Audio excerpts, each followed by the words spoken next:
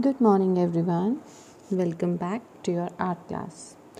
So, in today's class, we are going to make one flower, and the name of the flower is sunflower.